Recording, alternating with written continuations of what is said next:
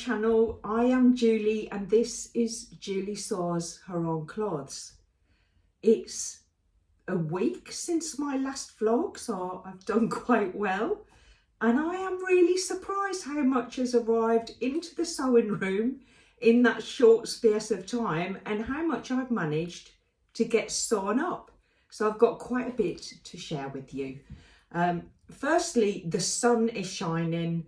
It's been dismal few days leading up to the bank holiday weekend, but it's Saturday and the sun is not just shining, but it's really warm, which is lovely. The spring blouses that everyone has been making across the UK are probably getting worn today.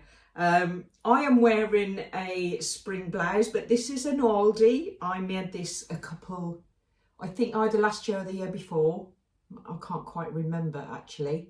It's a new look pattern. I can't remember the number, but I will put it on the screen because it's in my notebook, so I'll hunt it down. The fabric is just a light cotton that I purchased from Franklin's. I haven't bought, I think I've probably bought 3 pieces of fabric from Franklin's. It's the shop I go to for buttons and haberdashery bits, but their stock in Chelmsford is not really that great for dressmaking. But I picked it up from there and it was about £5–6 a metre. The blouse is very straightforward. It's loose fitting, slightly dropped sleeve on it. It's got a deep cuff on the sleeve that then extends to a tie, and it has an open outer seam on the sleeve. It was a little bit big when I made it, and I had to take everything in, and it's meant, I don't know if it's meant to have a button on the back, I can't even remember, but I literally just put a little pleat in the back and put a button on. I don't know if you can see that because it's hard to see if I'm showing you or not. But yeah, that's what I'm wearing today. It's nice and floaty and cool on a hot day, so I'm happy with that. I have a couple of makes to show you that I was talking about in my last vlog. So I think I'd cut out the Allen Anthia blouse. Had I cut it out? I can't even remember. I think I'd cut it out. And also the Nephilim blouse, and I'm really happy to say they are both wearable garments now. So I'll start with the Anna Allen blouse because this actually was completed in time to submit for the April blouse, which I genuinely wasn't expecting to get it completed, and I certainly wasn't rushing to get it done in time for the end of April. It just so happens that I managed to do that, and I think not because I had extra time on my hands this week. I actually had more working days where I was working outside rather than in my home. I usually use my sewing room to work when I'm working from home. But actually I was out quite a lot this week. But I think we have longer daylight hours and I've definitely been taking advantage of that. Up with the larks, as they say, and that early sewing, potentially before even the birds started singing. I've been down in the sewing room to get that kind of little bit of sewing time before going out to work for a long day, and then a little bit in the evenings, and I managed to complete my Anna Anthia blouse in this gorgeous Lady McElroy fabric. It is on Instagram. I did manage to get it on Instagram in I think I was sewing the buttons on the last day of the month on my lunch break, and yeah, managed to get some photos took in my lunch and get it uploaded in time. So this is just the most glorious pattern. I love the sleeves on this pattern, and I love the silhouette that it creates, and in this kind of stiffer fabric to what I've made Anthia blouses in before. Oh, the sleeves are fab. I just absolutely love them. And I did manage to use the Specky Seamstress binding. I don't know why it's never dawned on me before, actually. Normally I cut the binding out of the fabric, but you know how much waste that creates when you've got a cut on the bias, and I had just about a metre of this left, and I didn't want to use a huge chunk of the middle of that for bias binding. I thought I'm going to use something out of my stash, and I don't know why I don't always do that. It's there, it's ready made, it doesn't show when you've got the garment on, and it's just specs from the Specky Seamstress to another Specky Sewist. I just love that. And the buttons on this one, I was hoping to use buttons that I'd ordered. Actually, I'd ordered some buttons from Jazz and Wow, which is the lovely Becky from What Beck Sews. She had started making, actually, what have I called them? The Lady McScraps. So Becky is making buttons with little tiny scraps of Lady McElroy fabric embedded in the resin, and I call them the Lady McScraps because they're just beautiful. And actually, when I saw that she had 3 packs of these left on her website, I also noticed they were all sitting in other people's baskets. Sorry people, you snooze, you lose. I bought them all because I just think they are super gorgeous, and the colours, I don't know if you can see, but they've got the purples and the light greens and the oranges that are all within the colour of the shirt that I made. But actually they just were, I tend to make blouses with a narrower button placket than what the pattern tells me to do, just simply because I prefer it in on shirts. I like a wider button placket, and the buttons just go over the stitch line of the placket. So I thought, you know what, I'm going to save them for my shirts and dresses that need buttons. And I use these, which are just little purple shiny buttons. They're vintage.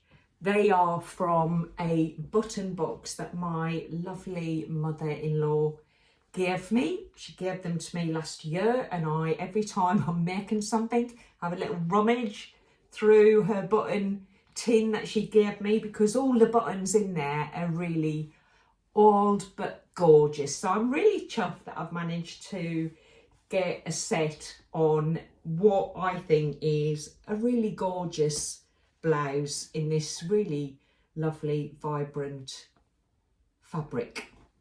So that I made, I think I make the Anna Allen, I wrote it down, size 6. I make it in a size 6.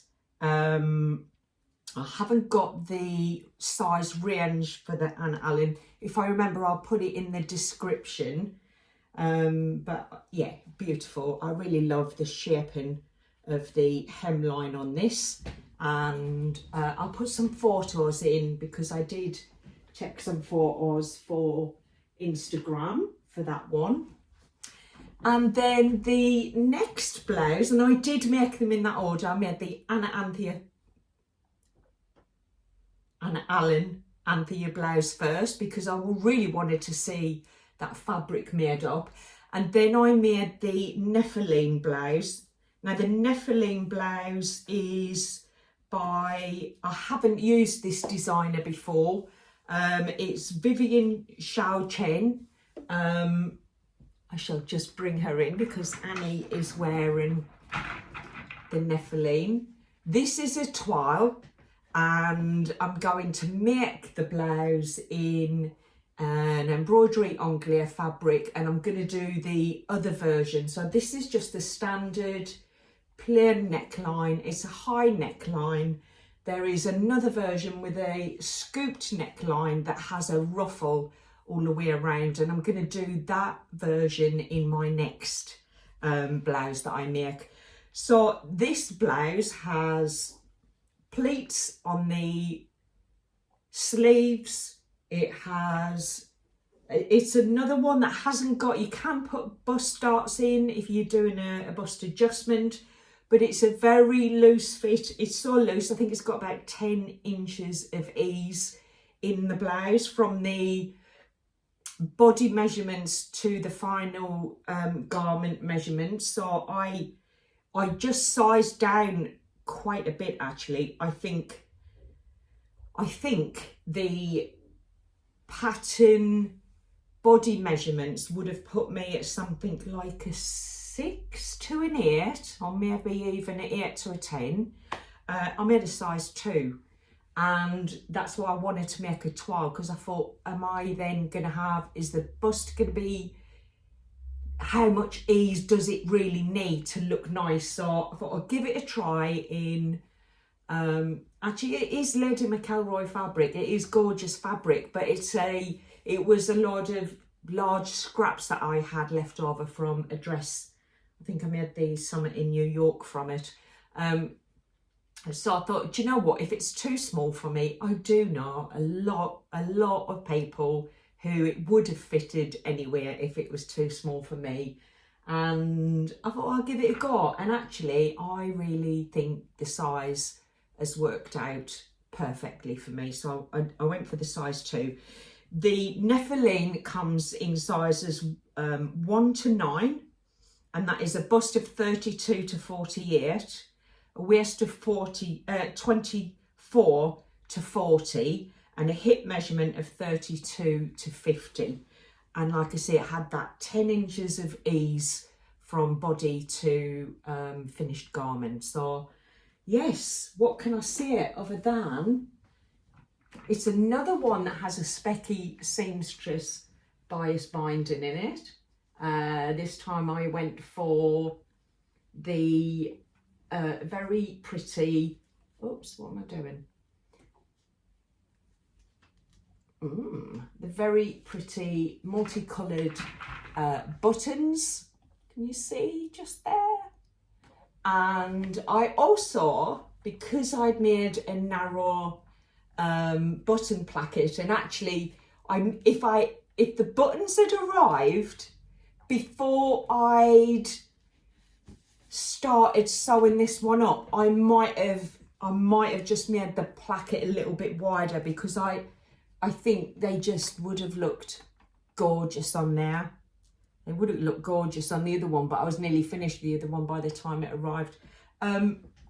So again, I'll just bring her in a little bit closer, because these are little pale pink. They've got a little bit of luster on them. And again, they're from the little button tin from my lovely mother-in-law Valerie. So there's 2 blouses that have got special buttons. They both blouses actually, the Anthia blouse and the Nephilim, gather into a little bias made cuff, and this is a straighter front, but it hasn't got as much curve on the hem, but it is slightly longer on the back than the front. And I think it's another fantastic blouse. I didn't necessarily think the instructions on how to create the pleats was very helpful. I think creating the pleats, once they are sewn along the inside seam and it's around, is much more difficult than doing it on the flat. So I kind of ignored those instructions, and I marked all of the pleats when the sleeve panel was on the flat, and I think that worked out really quite nicely for me. And I assume they do that so you get the lines where they join on the seam nice and neat. Actually, I've not done too bad with that at all. And because it's such a really busy pattern, it's not even noticeable that it's got pleats on, let alone that they line up really nicely. But what it does do, actually, this is kind of the elbow area, and it almost gives a lantern style to the sleeve, which I think is really pretty. And I really like the, oh, I found a little end that's not cut off there, I must remember to cut that. I really like the shape of the sleeves, it's really pretty. So again, that's another spring make that I'm really happy about, because this was one area that I needed to address in my wardrobe. I had a distinct lack of blouses. So now I have 1, 2, 3, 4, 5. I've got six, which is what you want when you wear blouses to work, whether you're on a screen or out in person. So yes, happy with those two makes. I think I'm going to get a lot of wear out of them, and I'm really looking forward to getting to the Nephilim with the more scooped neck and the ruffle. I think that'll be quite interesting to see how that turns out. Oh, take a breath, have a little sip of my tea, and what's coming up next? So in terms of what's arrived in the sewing room, I had my very first posting from the Specky seamstress. I've got quite a few bits of bias binding, but now that I've realised that actually I can utilise them much more in my makes, I thought I don't want to kind of run out of options. So I did join the Specky seamstress Bias Tape Appreciation Society and Label Collective, and my first little package arrived this morning with a label that I think can go nicely on my sewing machine somewhere. I have a pack of labels which have got cute little dinosaurs and please look after me set. Sorry, they are in the cellophane because they arrived just before. Actually, I've been trying to get my vlog recorded for about 2 hours now, but because it's the first sunny day, the entire neighbourhood has decided it's lawn cutting day. I might need to put a memo around to say, can you all do it at the same time? Because it's been on rotation all the way around me, the sound of mowing lawns. And yeah, I'm in a kind of a glass room in the garden. So yeah, I had to wait and be patient. So yeah, then the labels arrived. I have new bias binding, which is something that I really love to see. Thanks, I made it. Very pretty and lovely colours. Very lovely colours. And there's also the patch, Bias Tape Appreciation Society. I think that would be nice to put on a bag. I've definitely got bag making on my agenda for later in the year, so that will come in handy. And yeah, so with my new buttons and my new bias binding and my new labels, I am all set for those little extras. Do you know what? I've got to see on both of these blouses, I forgot to put a label in. Just, yeah, completely forgot. So I must remember to do that.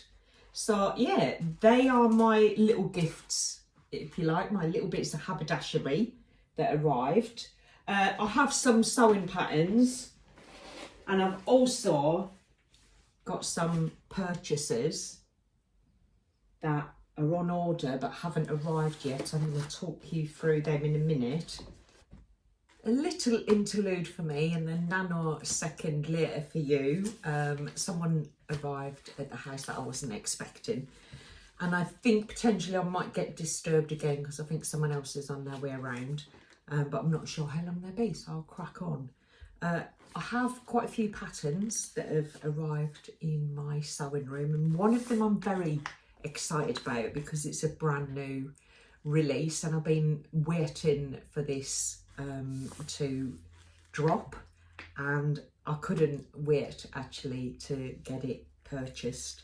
And I now have my AR prints, which I use the CLC prints, which are based here in Essex. They're just a 10-minute drive up the road from me, but they probably get them here quicker than if I actually drove there.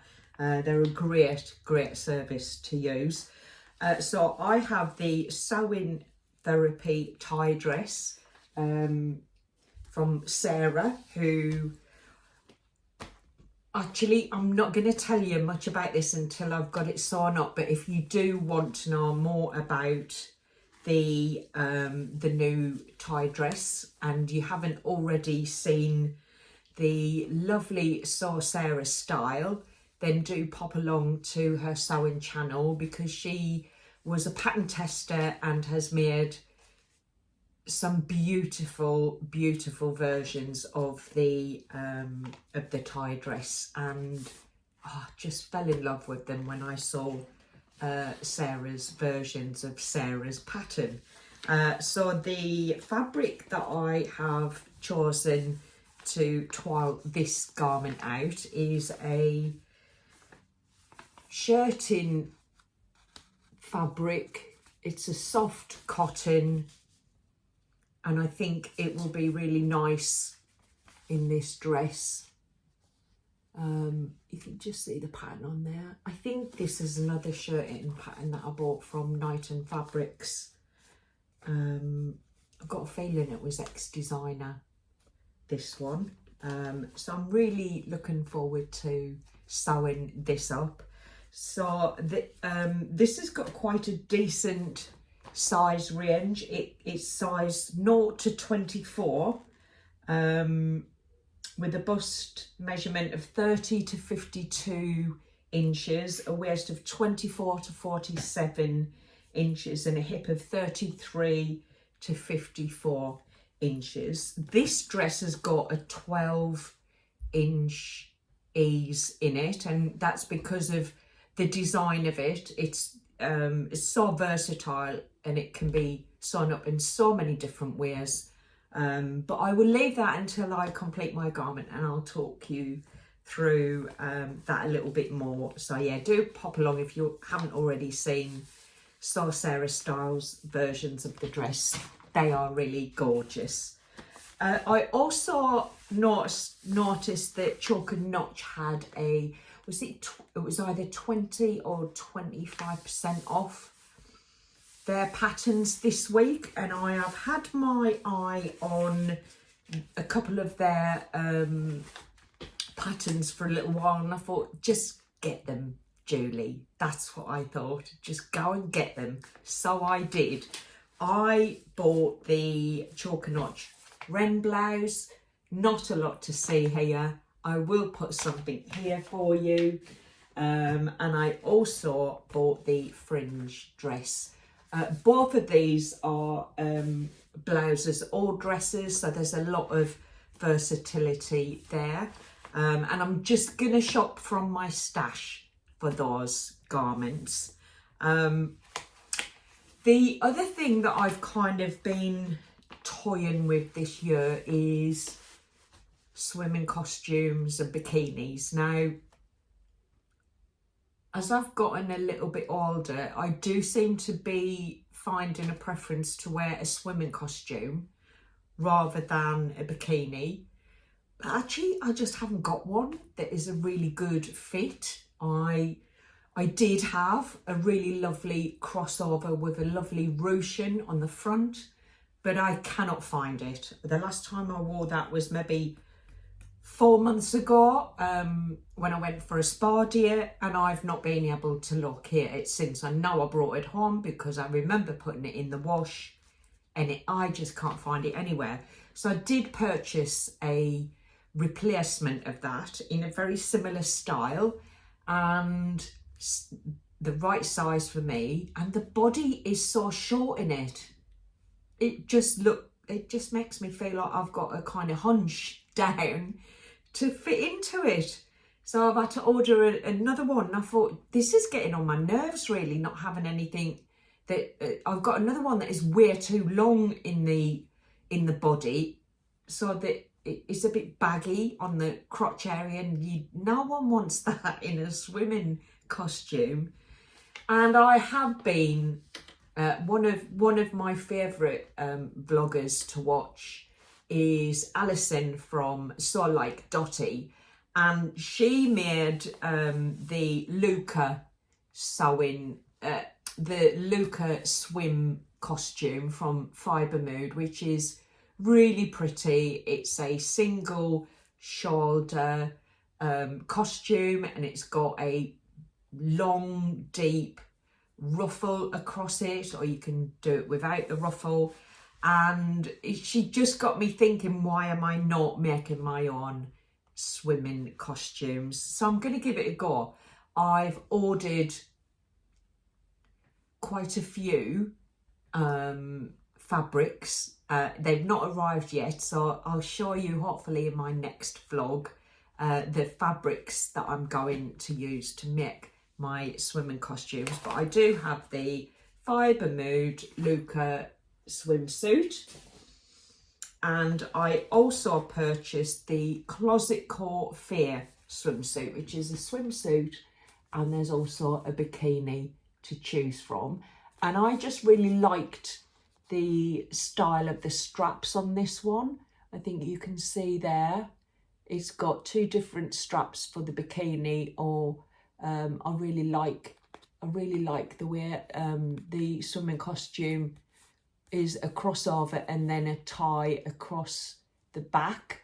So I'm looking forward to all of my swimwear fabrics arriving, and yeah, they need to be squeezed in somewhere on my makes list, because it's an extensive make list and they just keep moving around in terms of order of makes. I've still got my my Isle jeans, and they definitely are on the list. They will be, I'm gonna make them up once I've done the